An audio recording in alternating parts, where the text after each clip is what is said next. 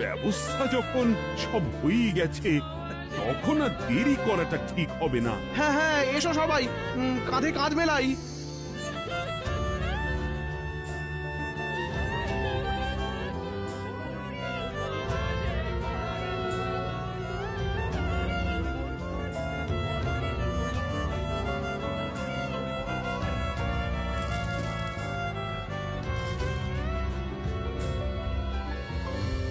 ও, এই দৃশ্য কিনা শেষে আমাকে দেখতে হলো, কিন্তু তবু আমার খুব জানতে ইচ্ছে করছে, বাচ্চারা ঝুড়ি ভর্তি মোহর অলংকার সব ছড়াতে ছড়াতে যাচ্ছে কেন? আর গোপালের হাত দুটোই বা ঘাট থেকে বেরিয়ে দুদিকে ঝুলছে কেন? মহারাজ, আর একটা ব্যাপার কি আপনি লক্ষ্য করেছেন? কি বলতো? গোপালের দেহ ভাড়া কাঁধে করে নিয়ে যাচ্ছে।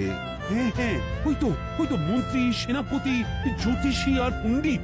আসলে গোপালের এই শেষ যাত্রা আমাদের কিছু শিক্ষা দিয়ে যাচ্ছে মহারাজ। এই যে দেখুন, যারা গোপালকে সহ্য করতে পারত না, এখন এখন তাদেরই কাঁধে গোপাল যাচ্ছে। তার মানে শেষ পর্যন্ত কেউই কারোর শত্রু থাকে না, সবাই মান অভিমান ভুলে কাঁধে কাঁধ মিলিয়ে পার করে দেয়। তাই তো, এই দৃশ্য তো সেই কথাই বলছে। আর ওই যে মোহর আর অলংকার ছড়িয়ে যাচ্ছে, সেটাও বুঝিয়ে দেয় যে এই অর্থ, সমৃদ্ধি সবই ফেলে একসময় চলে যেতে হবে।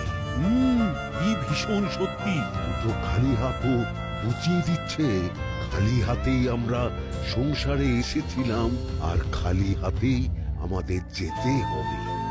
এই চরম সত্যিটা আমি আগে বুঝিনি।